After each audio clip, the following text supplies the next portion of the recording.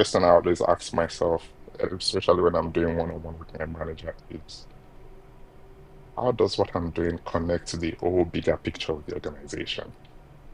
I think one of the major things that really helped me was there was this book that I read very early on by Sam Adeyemi, Idea Rules the World, and it majorly talked about mindset shift. So from the early stage in my life, nothing is impossible. And where I am today is basically some of the pictures I've created in my mind at one point or the other. Wow. I break down career into like the learning phase, the earning phase, and the impact phase. It does not matter how you start. Your starting point is just a reference point. You just have to start from Yeah. somewhere. And at every point in time, you just need to keep going.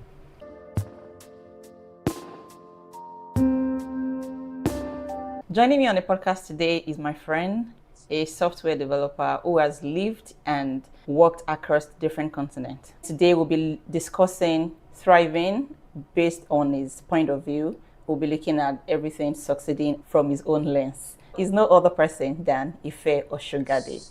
Hi, Ife. Hello, good Good afternoon. afternoon. Thanks for bringing me here. Right, it's great to have you on the podcast today. How are you? Very well. Life is good. The weather is great. Great. Yeah. The weather is good. I can't complain. We are in summer, so yeah. All right. If you've lived across the continent, you've worked across different continents, tell me about that. Like Okay. moving from one country to the other, making impact, adding value. Tell me about that. It's been fun and interesting, challenging, and most especially, you know, adapting to change because each of the places I've lived are completely different from the other point. And one interesting thing living in all this country is adapting to change as fast as possible. So it's been very interesting and I've had loads of fun. And I think that's the major part of it for me. Right. I know you know how to enjoy life, right? I Mm, know, yeah. And you keep us entertained on your stories, on your WhatsApp status. So yeah, thank you for that. Some of us, we are learning you're from you. welcome. So, Fingers crossed. all right. So, in all of this moving across different continents, what has been the most challenging thing, like for you? I think the major thing that has been very challenging is settling in the whole idea of home. So over time, what I realized was that my concept of home changed drastically. Growing up, home is where your parent lives. Yeah. So even though I moved out of the house after uni, moved to Lagos, then at the back of my mind, home is still where I was raised, where I grew up, spent most of my formative life. But as I moved, the first country, I began to realize that I need to change that. So home is where I am. That makes And sense. considering I moved often within a short period of time, I had to change that mindset that, okay, home is where I am. If it's just my bag, my back bag, then that is where home is. And whenever I get to see my parent, okay, this is another home. But where I am right now is home. You- And that's one of the major things that I really had to adapt to. And, just enjoy every bit of it and not to compare one So place they held with that. the other because each new environment has something unique, something interesting that you need to find out. And if you get into that loop of comparing, you won't fully enjoy what that place has to offer. Great. So, In yeah. terms of work, which one has been most challenging? I'd probably say my last job in Europe was the most And why challenging so? because it was a very different domain. So I struggled understanding the domain. One question I always ask myself, especially when I'm doing one-on-one with my manager, is how does what I'm doing connect to the whole bigger picture of the organization? I struggled to connect that dot. And it was a big thing because for you to be technically sound or for you to add value technically, you need to be able to understand the domain, how what you're doing impacts the organization or how it impacts lives. And if you are struggling with that, it affects how fulfilled you are in that environment. So that was one major challenge that I really faced, and it was a big struggle. Wow. I know we had worked together in like a commercial setting. So I know when we talk about sales, if you automatically became like a salesperson in your mind. Yeah. So I can kind of understand when you say understanding the domain, because it's when you understand the domain that you can probably develop a product that solves problem in that domain. Yeah. Yeah, so I totally understand that. Wow. Okay, so if recently you put up something on your status on your mom's birthday, Hmm. and you said that Okay. a project was paused for you to be able to achieve what you've achieved today in terms of your academics, and all of that. Do you want to walk us Hmm. through that? And also, I remember we Okay. had a conversation when we were in our former place of work, right? And you talked about maybe you were in Lekki. I can't remember if you said it was one room with some people. From there, you made progress. Then you joined the organization where we worked. And I also remember that I went for an interview and I was telling you about the access security code at the entrance. And you said, "Oh, I worked on that project." Mhm. Ife, can you unpack all of those things? Like, Okay. Okay. Okay. so I'm So, asking all of this because Ife is thriving now, but the story wasn't that smooth. So tell me. okay. So, first thing, I'm going to attribute everything I am right now or what I've been able to achieve to God, because without God, this would have been possible. And also, I also want to attribute most of those things to my parent as well, because my dad, let me start with my dad. My dad is the one that said I should go and study computer science. Oh, okay. I would have opted for agri No science way. and be a farmer. Thank God for him. And I still want to be a farmer, by the way, so watch out for No. that. So I would have been studying agri, or I would have had a different experience. And one other thing again is I went to a private school all my life. I think it was because of the sacrifice of my parent as well that gave me that opportunity, because it wasn't not very convenient for them, but they threw everything they had to make sure that I had a very good foundation academically. And part of the major things that really worked for me is that, I was reflecting which day and I discovered that I've been working for almost 13, 14 years.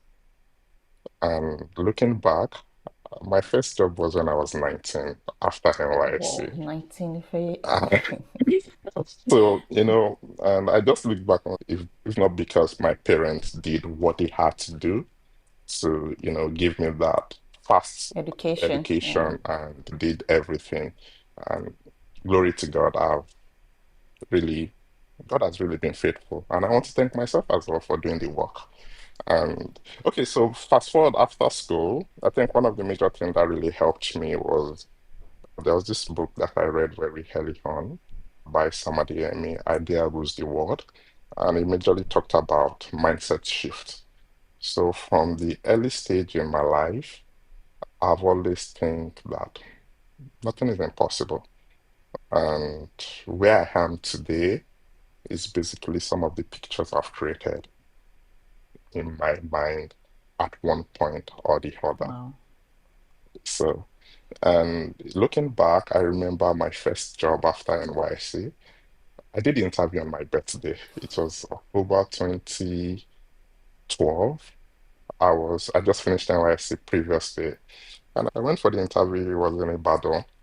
It was a very funny interview. The guy asked me, okay, what can you do? I said, I can do anything. Did I you say was I so can work naive. under pressure too? Like, I just said, the guy laughed and he just knew I was completely naive, clueless. And, when they offered me the job, the salary was 10,000 naira. When I told my father that I got a job, he said, "How much is the salary?" I said, 10,000. He said, "You're not taking the job. You went to a private school. Why That will means you settle for a 10,000 naira job?" Like, I was like, "Daddy, do you have any job to offer me?" Then I had at the back of my mind that, you know what? I'm not going to stay at home. First thing, like, I'm not going to stay at home. And I picked the job. And I remembered in the contract, probably I did not read well or they lied to me or whatever.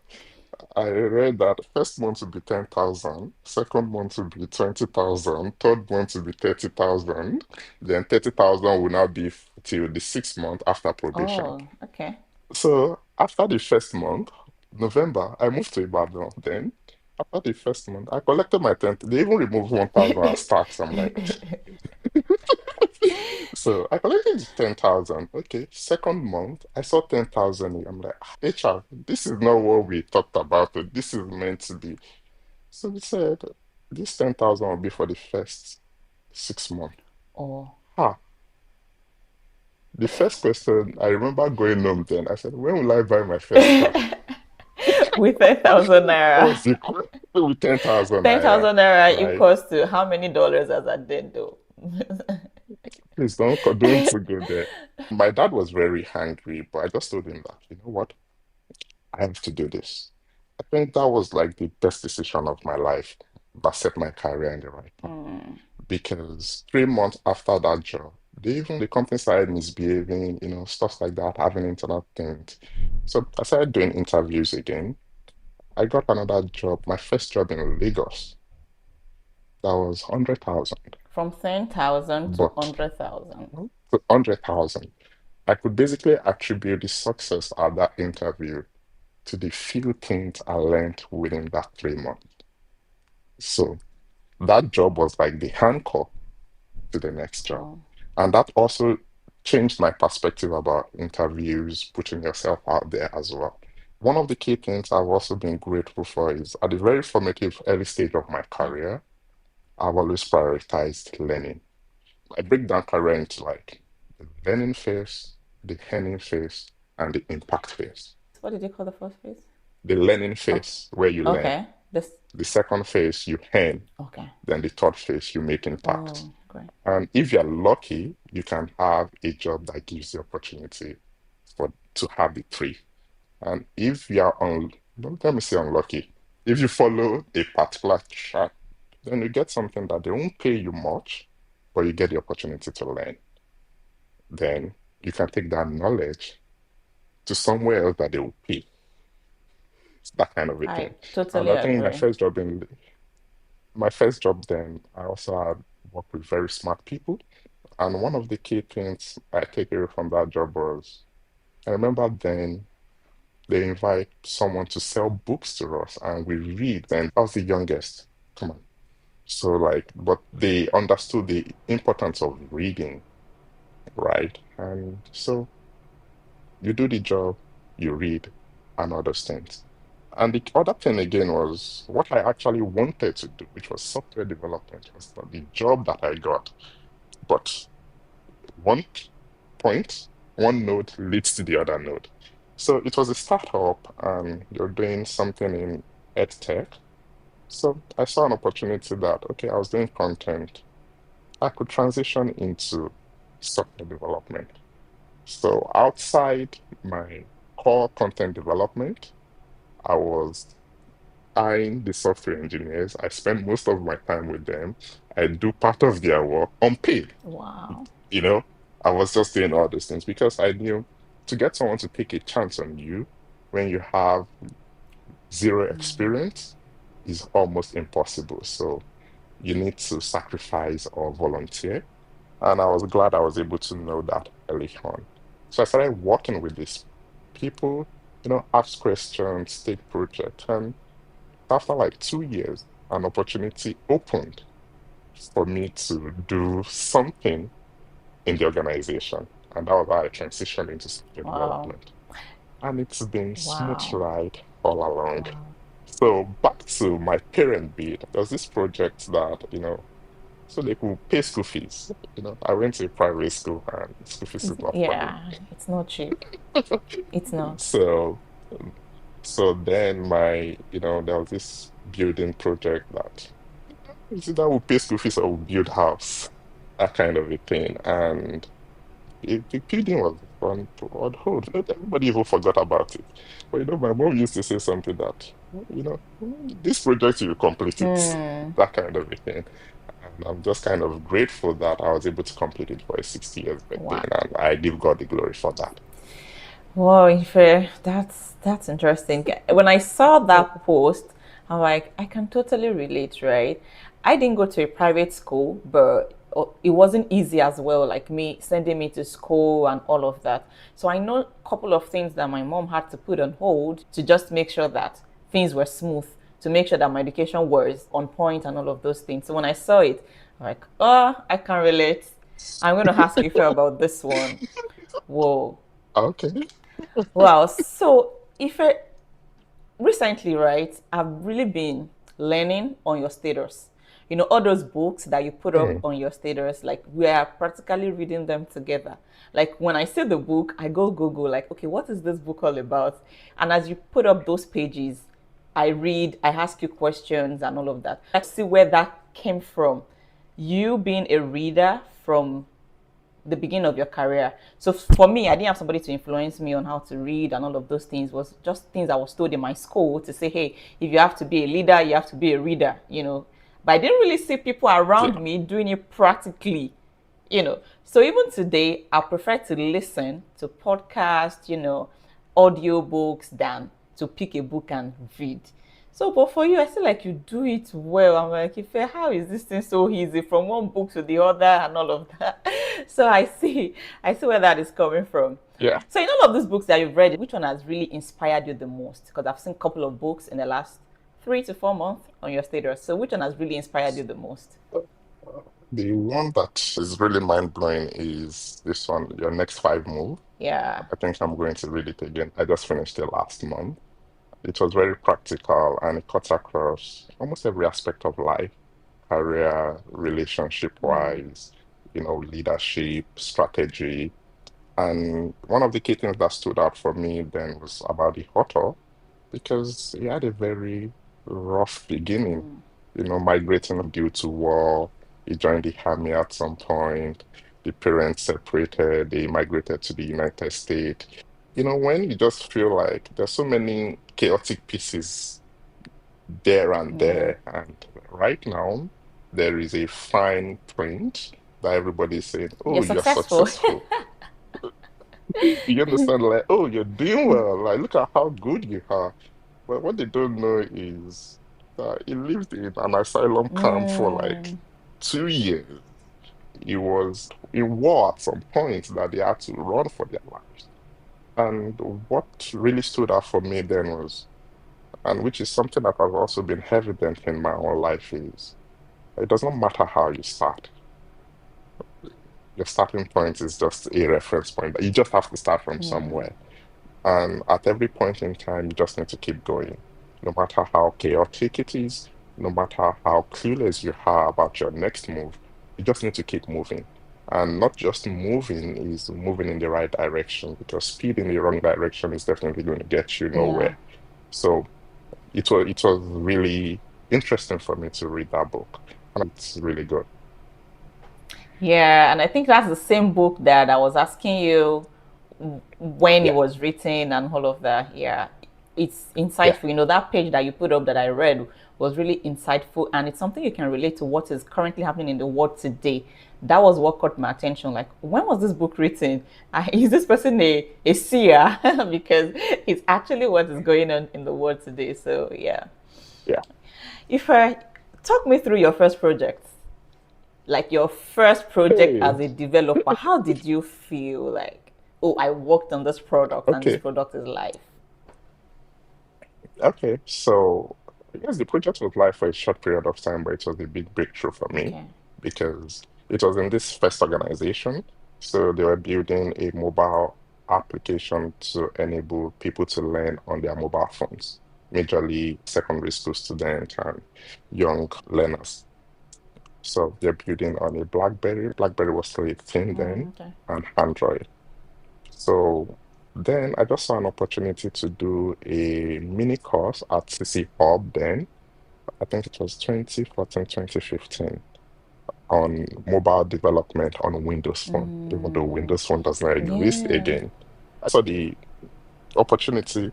I told my manager, I want to do this course. I was like, okay, you want to do it. So when I came back, I told them that I can do mobile phone application right now.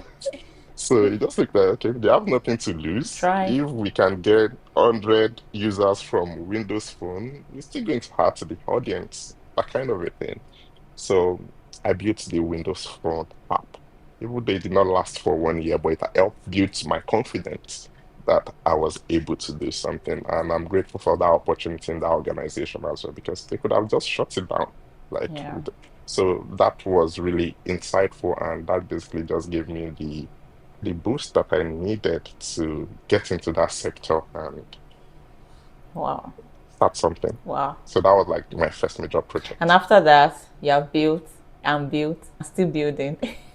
And still building. We're having fun. Yeah, we're having so far it pays the bills. Okay, so tell me, developers, are you guys just coders? What else do you guys do aside from coding? We have fun. Yeah, you're a good example, Ife. So So, okay, it cuts across that because one of the things I found challenging was as a software engineer, you need to be all around. It's not about your code. You need to deal with people, which I struggle with initially. People can be annoying. You can testify to that as well. You need to oh deal with people, god. right? You need to understand them. You need to see the bigger picture.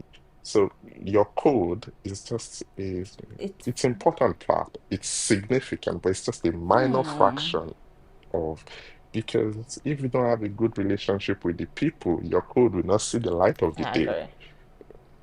If the product or the system you're building is not usable, then you won't see the light of the day because so it means you need to understand your end users. You need to know what they want. Are they going to use this? So which means you have to have a good relationship with them. I struggled at some point. I struggled with that very early on. It's always hard. You can relate as well. So being a software engineer means I think the people skill is very important. Or if you don't want to build a people skill, it would be nice you have like a product manager that basically shield you from having to deal with people.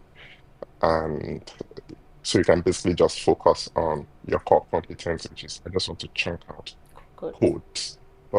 Working in Nigerian system, it's not like that. So you need to take user requirement. So how do you get them to explain what they are doing? And that also means that you need to take the user requirement from the stakeholders who don't really know what is going on the field and also blend it with what the people in the fields are saying. Yeah. So it's good if you're in a good system that has product managers and all those things. But if you're not in that system, good luck to you. Then you need to now deal with deadlines. They want everything Yeah. yesterday. Like I did at some point. Do you Like I understand? So wanted. then you also need to deal with it is not working, but you are not doing the right thing. So those are many things that used to knock me. I'm like, don't you know what you're like? Stuff like that. And it's a lot. So being a software engineer basically means that you need to develop, I would say your people skill, your analytics skill. You need to be able to understand data. You need to be able to see the bigger picture.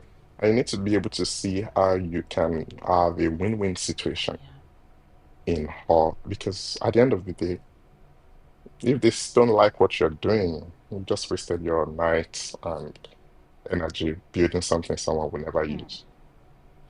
Yeah, and speaking to that, with AI, you need other skills to It's the- survive than just your coding skills.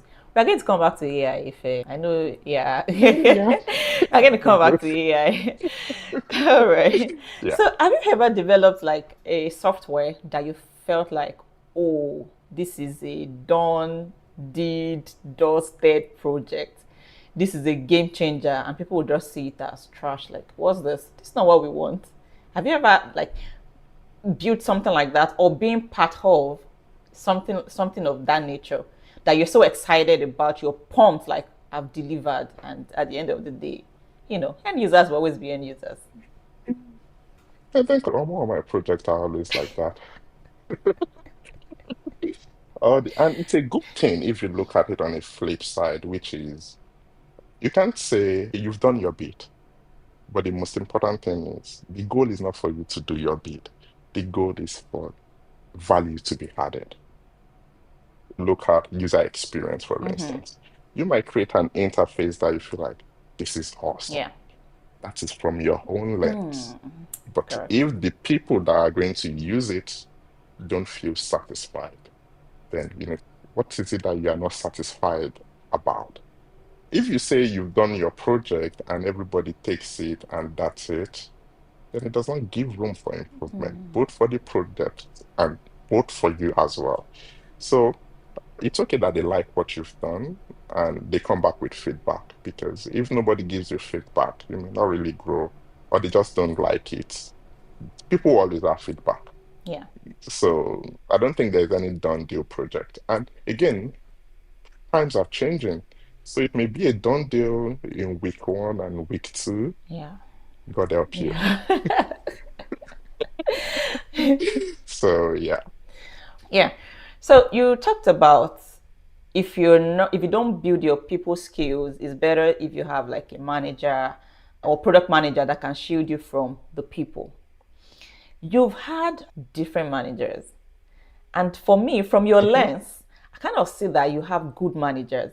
Is that me just saying it like that? Or is there a way that you manage them, that you've had good relationship with them in the past? Or is it that you've just been blessed to have great managers? Because I've had the best and I've had the worst, right? So, but for you, talk me through, how do you manage these people? Like, even after you've left those organizations, you are still in touch with those managers. How have you been able to do it? Is it the manager? Is it you? Is there something you do? You want me to give my secrets in case they see Of this course, it kind is Thrive of... Beyond. So Okay, somebody so needs to thrive after this conversation. So, so it is not always like that. I would say I've been blessed with very good people, right? And I've struggled with a couple of people as well. okay. And one thing I've realized is sometimes it's not about them, it's about you sometimes. It's about how you receive, how you react, how you respond to all those things.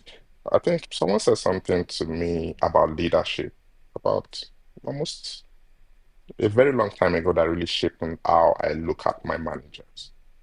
Every manager has different approach, but one thing is guaranteed across board. What is that? They are all working in the interest of the organization.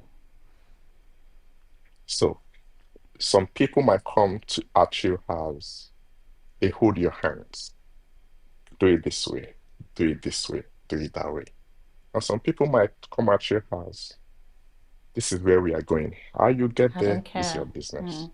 So at every point, you need to be able to appreciate all these things in the sense that if you find someone that can hold your hands, perfect. If you find someone that will tell you, find your way, that's a challenge to you to Go. develop yourself. But most of the time, if you look at what is common with both of them, is that they need results. True. So if you fight it, you're in the problem. Again, some people might struggle with, okay, let's say micromanaging. Sometimes it might be terrible, but I say it differently sometimes, which is you are holding my hands. So you see when I want to make a mistake, it can be disturbing sometimes. It's all about mindset and how you perceive things. So initially, some of my relationship with my managers has not always been good, but over time, I'm always grateful that we're able to come to a middle ground and understand. And I think it's like that for every relationship. Initially, after the honeymoon phase, you need to see like, what do we want to achieve here? A mindset shift again was I need to have a good relationship, not like best of friends outside or whatever, because My manager needs to look good because that's the person that can speak for me in rooms that I won't have access Yeah. to. He or she's going to unlock doors for you if you're able to deliver. The way organizations do their reward system, or it's like a pyramid in the sense that if you don't achieve, your manager does not Yeah. achieve. Yeah. So when your manager achieves, your bonus is Yeah. good. His bonus is good. It's not personal. Yeah, no, I It's get. not personal. So basically just like, okay, we are working towards the same thing. And how we get there does not really matter. So far, we are not breaking any rules. There are different right ways of doing Yeah. things. It does not necessarily have to be my way. We just need to get the result, and that's all that matters. Yeah. Yeah. Oh well. Okay. So when we talk about software development, three terms. We say developer, software developer, DevOps. All of these terminologies. Can you help us break them down? DevOps, Okay, so developers. What is the difference? And if I have to choose a career in the two, like, explain to me so I make the right choice. choose the one that pay you the best bills.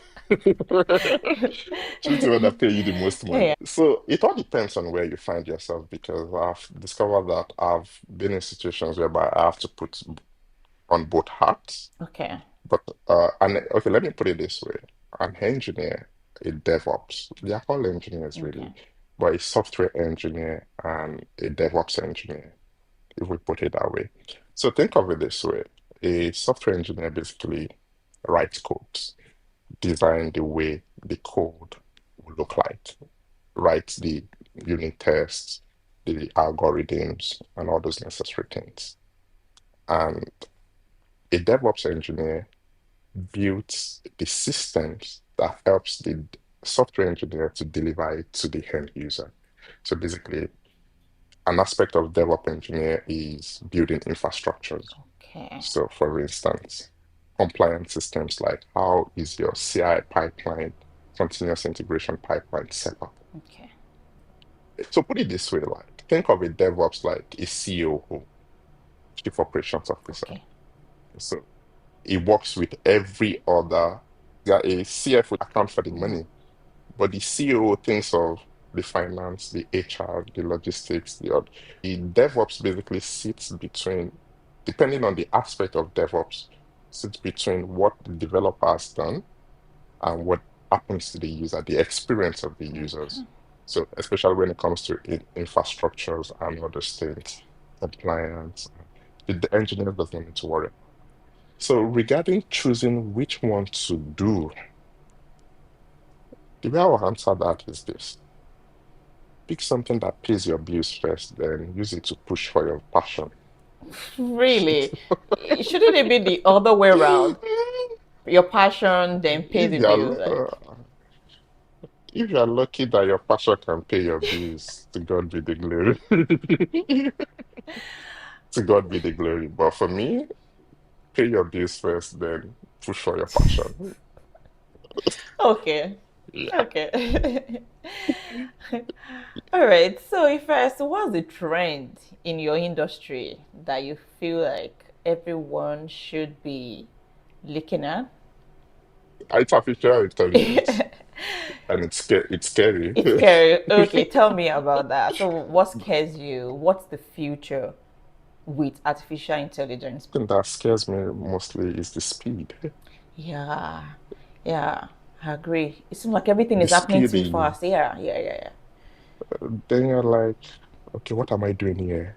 I'm even still struggling to understand what was released yesterday. The speed is very fast. And one of the key things which I would suggest everybody to do now is now we are getting to a point whereby you are going to be forced to learn a different way of doing things.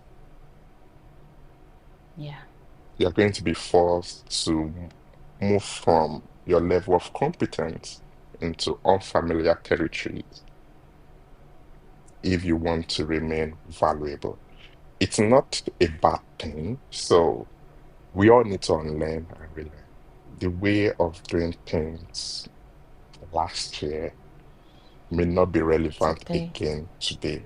And that I have a job that pays me this, I may not have that job again. tomorrow. Which brings me back to the previous question. What can I do to offer value in exchange for my bills to be paid? So that's basically the bottom line, Hmm. which is value. How can I add value in this whole ecosystem? Because it has come to stay. You can't fight it. You just need to accept it. Wow. And what are people saying in your industry, aside from your home perspective? What are you hearing from your co-software developers? Okay. AI will replace them. That's what we just share now. I was using a platform which and I built a website within less than 1 hour. All the codes were generated for me. I'm like, I need a login page. I need this. It generates the page. I'm just speaking English. English is now the new programming Yeah. language. There's this new term called vibe programming. Like, I'm just vibing. Wow. Like, Vibing. that's it. So I'm just vibing. It's called vibe programming. So does that mean a UI guy won't have a Job. job? Do you understand? So a UI guy needs to be like, okay, AI can do this, right? It shouldn't be a threat, though it might appear to be a threat. So the question now is, what value can I add to, for instance, my employer Yeah. that makes me indispensable, even though we are all Yeah. dispensable? What value? And that brings us to part of the skills that AI will not be able to do now is okay, the leadership Yeah. skills, the soft Yeah. skills that we've not really focused on. So now we need to learn all those soft skills because whether you like it or not, if I can find something that can help me generate more code efficiently, means that I have more time to focus on other things that are more Yeah. important. So it's a tool. So the same way a car will make you get to where you are going faster, even though a driver or a bot to focus on more things. So rather than being scared, I think you should just use AI to do whatever you have to do to get hired. Get hired. Be more productive, efficient. Okay. It's scary. I'm scared as well. I don't want to Right. think about it. Okay. Okay. Yeah. Me too. I'm also just leveraging it for me to be more productive, get things done as fast as I can, but I don't want to be scared about it. I spoke to somebody on the podcast last week and she said she's seeing it like the days of internet, like when internet came to be and we felt like, oh, everything is on the internet, I can get everything on the internet, and somehow we all went through that phase. So she feels like AI too is going to be like that, right? It will get to a state that we're all just going to be comfortable with it. It has come to stay, to be part of Yeah. our life. So she's not worried about it. And I think, yeah, I think that's a very good way to approach it. Yeah. All right, let's speak of your faith. I've Yeah. studied you for a while, right, Ife, and I know that your life is quite balanced. You you're a reader, you're a learner, spiritually, you're a prayer warrior, and Hmm. yeah, if you pray, even on your status, I see those declarations that you put on your status, and honestly, I Hey, I told should block you. no, you can't. And I also declare those things as well. And I know that I had a declaration book in the past that you asked me that, where did you get this book? God fashion, I think. I'm not sure if you Yeah. eventually got the book. So, how do you balance these things? Your faith, your work. I just vibe. No, no, no, no. Tell me more. So, okay, so faith is important. Like, And also, if you could add, right, how has your faith also influenced your journey so far, where you are today? You've mentioned something like that earlier, but maybe you want to kind of expand on that. Okay, so for me, faith is very, and I'm grateful. I'm not the perfect of all. I'm a sinner. I've made my mistakes and I own all those things, right? But sometimes Okay. okay. Okay, so I think I can rule out the God factor in every aspect of it. Mm, If I'm to share in more details, I would say I'm highly privileged to the glory of God. And to give you a bit, I've relocated 3 times, all based on a job offer. That's not, it's not because I'm smart. It's as simple as that. I've struggled with, what's this thing? Imposter syndrome Oh sometimes yeah, because yeah, every other person in the room is smart and I don't know what I'm yeah, doing there. Do you yeah. understand? So there is a God factor in everything. And one thing that has really helped me is gratitude. Gratitude in the sense that whatever it is, even in the worst of all situations, there's still so many things to be grateful for. And a good way I also leverage my faith is, especially when I'm having difficult times, is to say, God, I have a reference point for everything in my life, every good thing God has done. So, for instance, when I was trying to work on this, my last Yeah. relocation, I'm like, oh, this kind of a big organization, how would they relocate a small boy like me, other people in terms of qualification, experience, stuff like that? I was listening to Pastor Bolaji. He said something like, you need to build altars around everything God has done in your life. Mm. I'm like, God, when I first relocated to Thailand, you did it. When I relocated to Europe, you did it. So this one, It's your it's a time. done deal. Do it again. Do, do you understand? So, and by the time you also deep down again, you look at some very difficult situations that you felt like I was looking around with ChatGPT some days ago. I said, God, help me not die, Oh Dave. yeah. I So, saw that on your status. and I was like, God, I beg.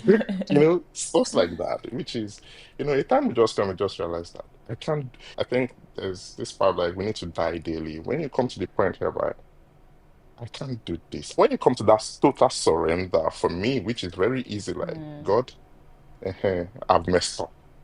Is it that you help me Oh, I or see. I'm doomed? Mm. One of the things I've realized that most of the areas of my life that I've struggled in most are areas of my life that I do not trust. I trust God the least. Mm. You know, You I used, could figure it yeah. out and I end up failing. A practical example that was very evident for me was I was trying to get my driving license here. So my friend was like, "If you've not prepared," I'm like, "I've been driving. I got my driving license in Czech Republic. I've been driving in Lagos. Okay. Come on, Get the shocker. you know." So I went for the theory test, and the way it's designed, once you miss 4 questions, you just Yeah, fail, that's it. right? It was meant to be like 20 or Yeah. 25 questions. I failed within 4 minutes. I'm like, okay. So they said I can book again. So when I booked again, I'm like, God, help me. Okay. Do you understand? So, is that coming to realization that I am nothing without the grace of God? I am nothing without the mercies of God. And also realizing that there are times that you fall short, but don't judge yourself. Whatever mess you've made, whatever pieces that you're left with in your life, it's all God needed to work things out. That's deep. So if you're able to read exactly like whatever mess, whatever that is all what God needs. And the one thing I've come to realize again is everything is part of the plan. The terrible boss, the job you did not get, the raise you did not get, the things that failed. It's part of the plan. And when you look at your life from a much more bigger lens, you'll be grateful those things happen. So gratitude so gratitude is one key thing that has really helped me in faith. And that optimism that the future is bright. I don't know how I'll get there, but I have an anchor that is leading me and is taking me somewhere. And when I look at my life and the stages I've tried to be, I think God has exceeded all my dreams. Do you Yeah. understand? Like he, at every point in, it may not look like it right now, but when I look back 1 year, 2 years, 3 years, I'm like, oh God, shut up. God has been good. That kind of it. And that's how I build my heart out to say, you know what? Whatever it is, God has me in control. And there's this saying I always tell my mom from way back. Anytime she comes to me and say this, that, I'm like, God will do the best. How he will do it, I don't know.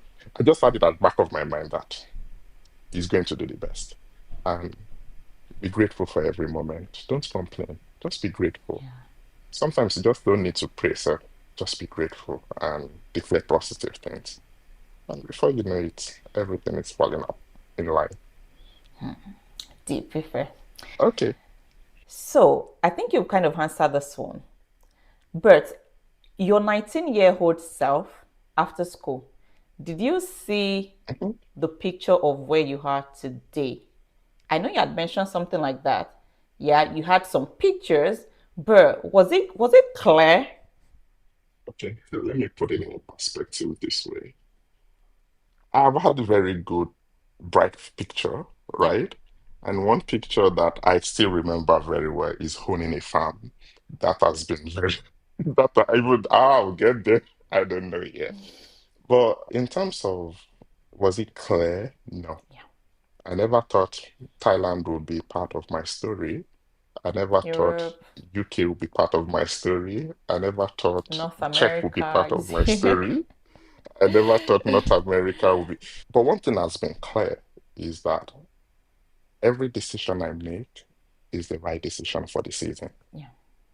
So all I just bank on is making the right set of decisions for every season. Right now, living in North America is the right decision for the season. If tomorrow is living in Middle East, my bag is packed. That kind of a thing. So it's not like it's clear. It's just about because when you look at your life, when you project too much into the future, it can be overwhelming. Then you are confused. How will I get there?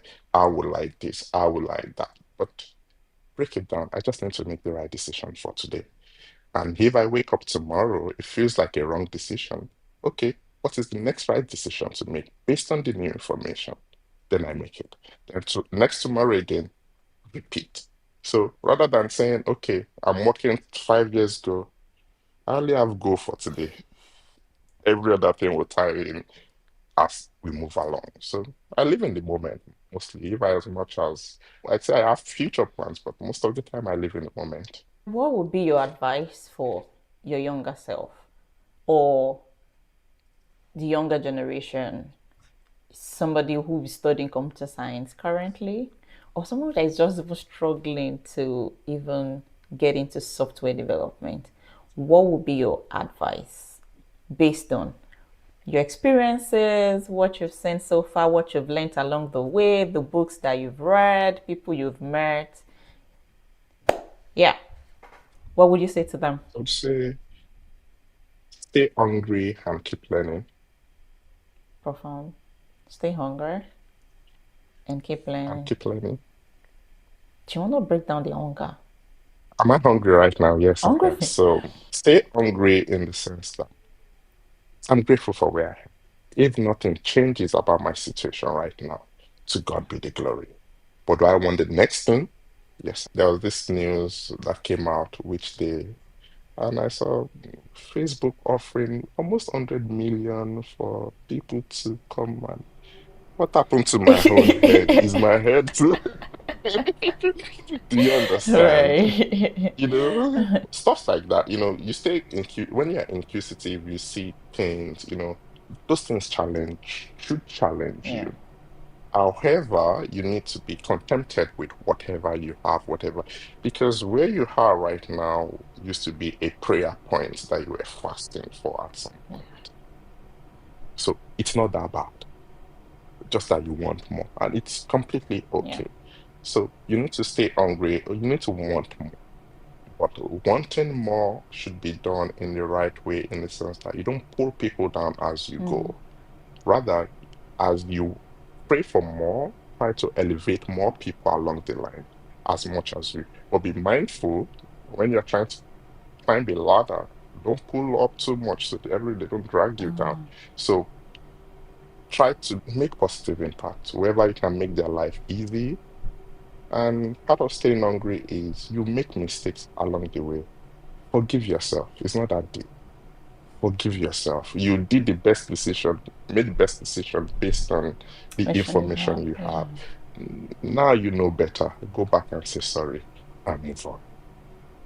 Forgive yourself and yeah, stay hungry and keep challenging yourself. Your best life is not what you have lived, it's still what is ahead. So there's only one way to find out, which is you push for it. Well, do you have a question for me? I don't have a question. Okay. So, do you have a question for our next guest? Okay. I think the question I would like to ask the next person is, what would they do differently for the next generation? Okay. How do they intend to impact the next generation? All right. Because we all need to give. Yeah. So, we'll answer your question in the next episode. Okay. Okay. I'll look forward to that. Right. Ife, it's been great having you on the podcast. Thank you so much. It's been interesting, insightful. I'm sure the listeners would also enjoy the conversation and be able to pick one or two things from our conversation. Thank you so much for sharing your time, your experience with me and the listeners. Thank you. I appreciate you.